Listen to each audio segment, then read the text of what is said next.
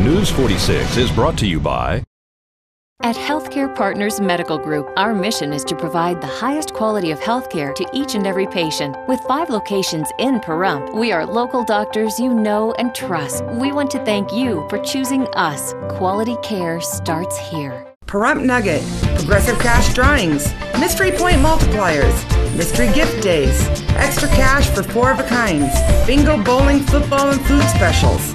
Looking for constant action? Look no further. Pahrump Nugget Hotel and Casino. News 46 is brought to you by Healthcare Partners. News 46 is also brought to you by the Bankruptcy Center of Pahrump. When it comes to sensitive matters like bankruptcy, take a breath of fresh air by calling an experienced and compassionate attorney at the Bankruptcy Center of Pahrump, 775-727-4747. News is also brought to you by Tire Works Total Car Care, not your typical tire and service company. Guaranteed lowest prices on tires. Your one-stop shop for all automotive needs. Call 775-751-6100 or 702-365-TIRE. News is also brought to you by Pahrump Dermatology and Skin Cancer. When you need the best dermatology care in Pahrump, call Pahrump Dermatology and Skin Cancer. 775-727-9800.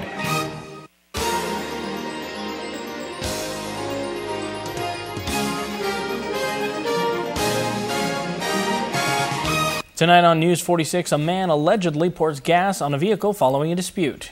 And a suspect is interrupted during the commission of a burglary. And the commissioners place a moratorium on impact fees. News 46 starts now. You're watching KPVM News 46 with Rick Vale and Rhonda Van Winkle. Local coverage from Deanna O'Donnell. News 46. Local coverage you can count on.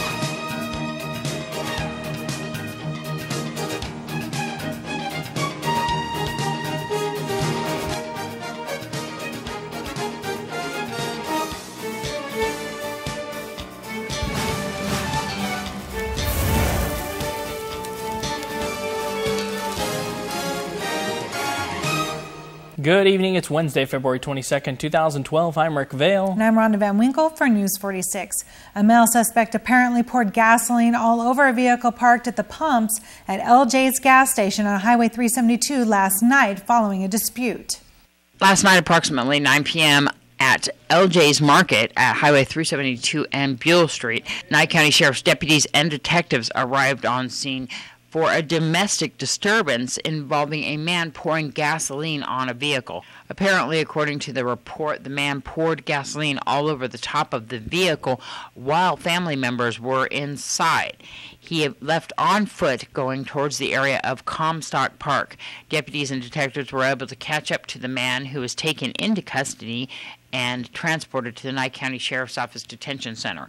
All 3 occupants inside the vehicle were unharmed. Pahrump Valley Fire and Rescue arrived on scene and were able to clean up the spill around the gasoline area of the vehicle. The man is being held on various charges. This is Deanna O'Donnell at Highway 372 and Beale Street for News 40. A burglary suspect is arrested while robbing a home, apparently in the process of foreclosure.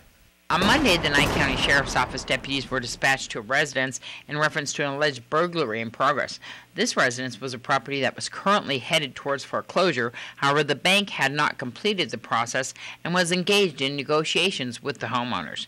The Nye County Sheriff's Office deputies and general assignment detectives responded and located 31-year-old Michael Silveira inside the residence. He was found in possession of items belonging to the homeowner, and there was much more property inside the residence that had been packed up by Silveira. He was interrupted in his efforts by the Nye County Sheriff's Office deputies.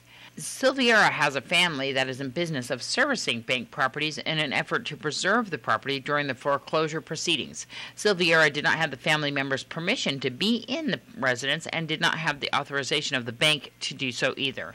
Silveira was arrested and booked into the Nye County Detention Center on the following charges: burglary, larceny, possession of stolen property. He is being held at the Nye County Detention Center pending bail. This is Deanna O'Donnell for News 46. A $1,000 reward is being offered for any information leading to the arrest of individuals vandalizing and harassing a family. Doug Brendel spoke to Deborah Vito on his show, Talk TV Today. I have a guest who would like your help, Pahrump.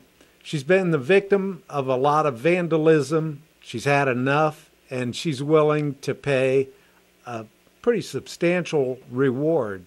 So, with no further introduction, I give you Deborah Vito. Deborah, how you doing? I'm okay, thank you. All right, so you provided me with some pictures here. Let me go to those and start pulling some of those up. And you're offering a reward for just the arrest or the conviction, or what is it? For information and arrest. Okay. Information, conviction, and sorry.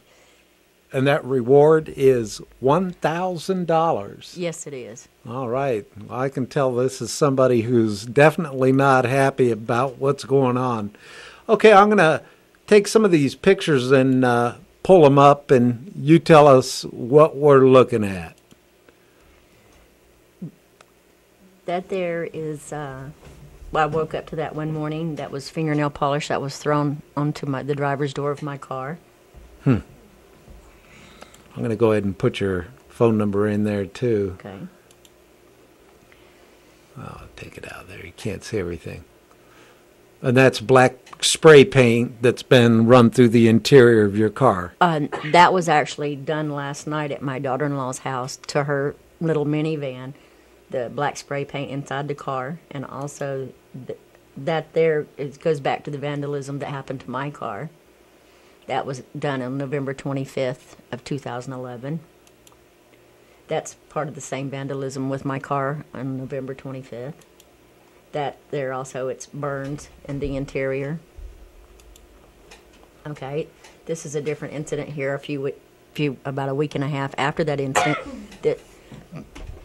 that's eggs thrown all over the front of my house, and you can see the eggs there to the right of the door. That's the eggs in front of the door. Some more of the same.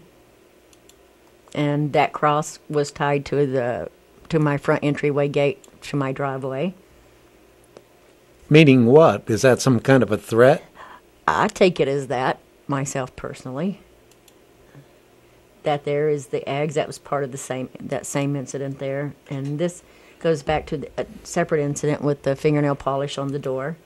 That was part of the incident there where they had written on paper plates and distributed those around my car at the same time. That there is a letter that was inserted inside a sales paper inside my mailbox, and it had a $10 bill in it. And the letter there, I don't want to repeat what it says. Yeah, it looks... We'll have more on tomorrow night's newscast with Deborah Vito. And hey, she might want to consider a good security system with cameras for a $1,000 reward. Yeah, an electric fence. It's a shame. Well, folks, as we head into our break, here's Kay with Jackson Hewitt's Tax Tip of the Week. Tax Tip of the Week is brought to you by Jackson Hewitt Tax Services. Hi, welcome back. Doesn't seem possible, but it's tax time again.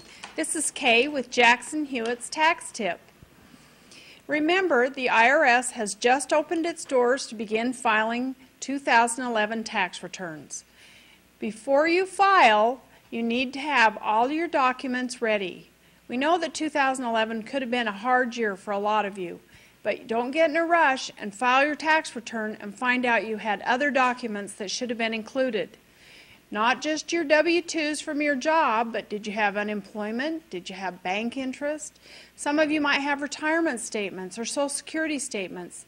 Make sure you have all of your paperwork together before you file, and let's make 2012 one of the best tax years yet.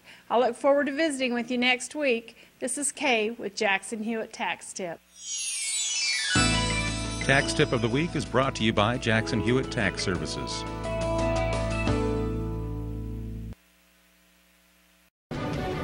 News 46 is brought to you by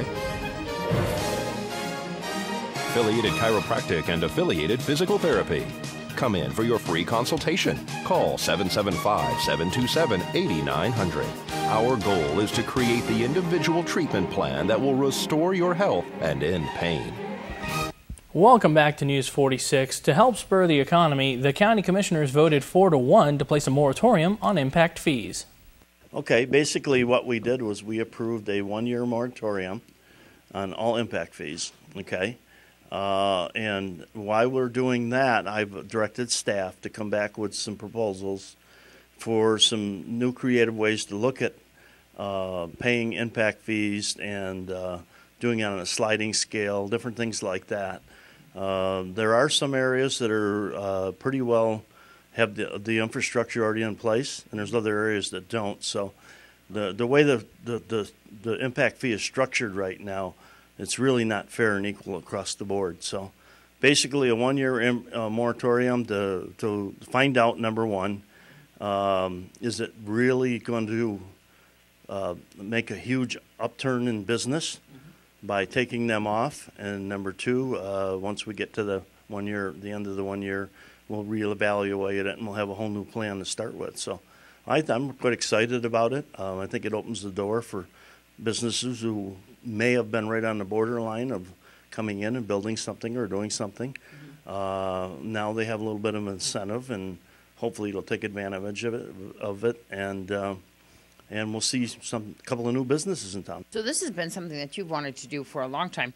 How will these fees be paid since we're doing a moratorium on it? Or are we just going to find other ways to pay this? Are these needed fees that have to be paid some other way? No, actually, the impacts, yes, we'll have to find a way to offset that. But first off, we've got to see who's going to really take advantage of this, number one. And number two, how much of an impact it really has, because if you go build something on 160, it has very, very little impact on infrastructure. If you go build it way out on the West End or something, it does. So there's a need for impact fees to cover that. If you build on a state road, which is 160 or 372, those roads are already done, and they're taken care of by the state. And it's not costing the local taxpayers money to do that. So there's different ways to look at it. I've bounced this thing around in my head for over two and a half years now. I've talked to many counties in Florida and other states, and a lot of them have done the same thing. They have tried to eliminate impact fees to see what effect it had, and it had many different effects in many different ways. And I guess we're a little bit different than most communities, so we'll have to wait and see. And when's it take effect? It takes effect, I believe, March 12th, or the start date is right about March 12th. It'll go 1 year from that date. I know that construction used to be a big industry here, so in fact this may help, kind of kickstart it. Well, basically the theory behind a lot of people, I know Mr. DeCanio's been very vocal in the community, the leading advocate on that. And we're going to find out if it really helps or if it doesn't do anything at all. Again, if people are not going to take advantage of it and use it, then why bother changing the codes and regulations and everything? But I was one that was willing to step up and say, okay, let's try it for a year. Let's take that the numbers of what gets built in the next year, match it to the previous 2 years, and see if there really is an increase, and if there is. And this is the way to do it. Can we offset this in the future by coming up with different ways to pay for the impacts? It's tree order time at the University of Nevada Cooperative Extension. Here at the corner of Calvada and Dandelion at the University of Nevada Cooperative Extension, trees are on sale. Of course, you can tell that spring is on its way, so it's time to get in your order. 31st of March. Last day for ordering is the 28th, which is on a Wednesday. We have limited quantities, so we suggest that if people are interested that they make a trip down here and put their order in. These are especially made for our climate, aren't they? Yes, they are. The Division of Forestry grows all these plants. We do this sale twice a year. We'll have another sale coming up in October. These are really inexpensive, though, aren't they? Yes, our trees start at $4 for the smaller gallons and $10 for the 5 gallon. And is there a quantity limit on what you can purchase, or is this just the overall quantity we're going to have available? Well, we'd like for you to purchase three plants. That's it. That would be nice. It'd make it a lot easier. And then, so we have a deadline coming up, and so when are we open down here? I know that we're on the corner of Calvada and Dandelion. We're open every day of the week other than Saturday, Sunday, from 8 to 4. 8 to 5. 8 to 5.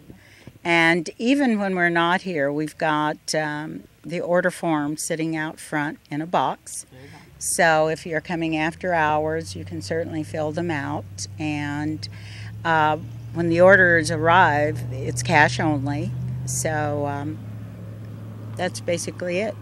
So what types of trees are we looking at? Well, we're looking at native plants. We have the typical mesquites. We also have Vitex, which is a wonderful desert tree here. We have a new plant, a cotoneaster, that will be new for us this year. So we'll plant that out in the garden, see how it grows. Very cold tolerant, pretty leaves in the fall, turns red. Wonderful. Uh-huh. That's great. Anything else that you need to know or have to get these trees? Well, just sooner the better, just because there are limited quantities on certain items. Just fill out the forms, put them in the box if we're not here, and be aware that the last day to order is March 28th, and pickup is on Saturday morning from 8 to noon. And please do not be late, because after 12 we have no way of taking care of the plants afterwards, and we do sell those plants. Well, Tom Brady's longtime quarterback coach Tom Martinez passed away yesterday at the age of 67 as a result of a heart attack. And we will have more on this story with Nathan Hollenbeck's Weekend Sports on Monday. And now here's Zach Fuentes with what's going on in entertainment this week.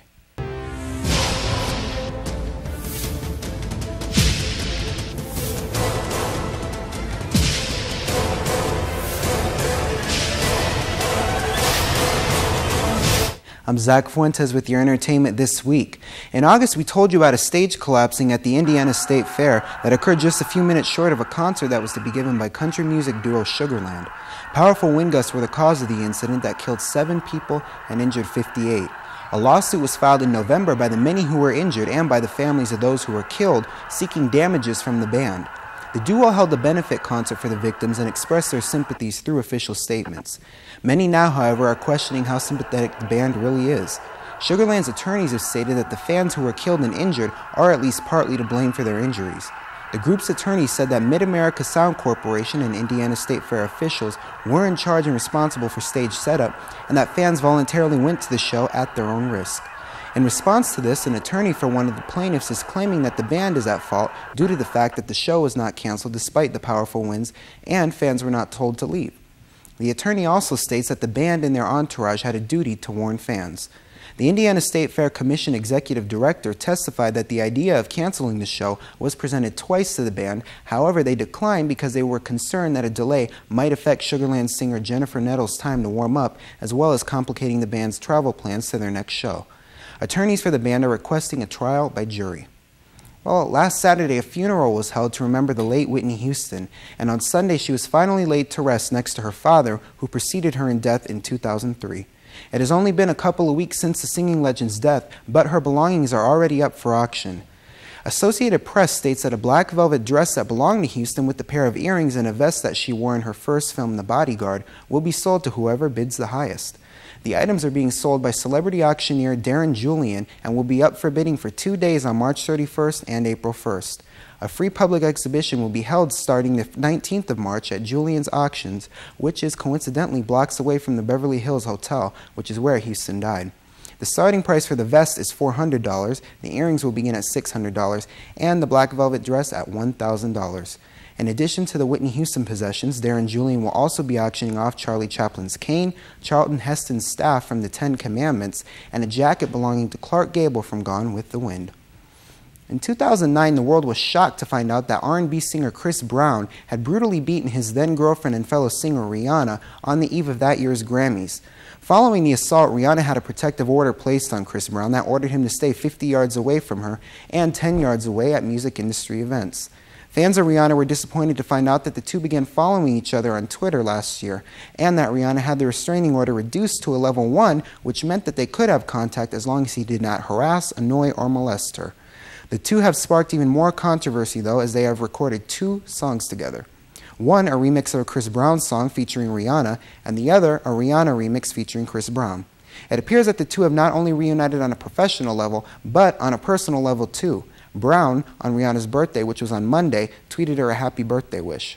While the couple may now have a friendship and a working relationship again, it does not at this point look like they are romantically involved again. I'm Zach Fuentes, and that was your entertainment this week.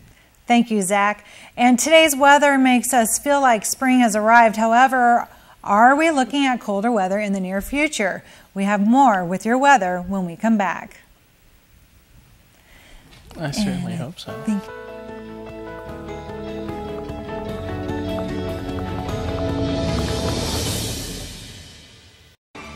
News 46 weather is brought to you by Healthcare Partners Medical Group, with 5 locations in Pahrump, local doctors and professional staff providing total care from infancy to seniors. News 46 weather is also brought to you by your local dairy farmers.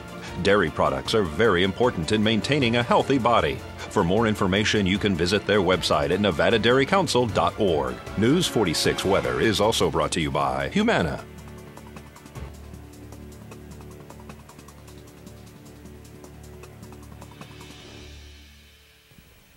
Welcome back to News 46, everyone. It's Zach Fuentes here with your weather. We had sunny skies today for the most part, and our high was 74, which has been pretty warm for us. We haven't had that in quite a while, but it was a really nice day out. We had the winds coming out of the north at 7 miles per hour, and the gusts at up to 12 miles per hour. And I know some of you don't like the wind, but I thought it was a nice breeze coming through. Our pressure was at 30.19, and our UV index is staying the same at its 5 moderate. Humidity was at 27%, and our sunrise today was at 6:24 a.m. Today's record was set in 1961 at 77 degrees.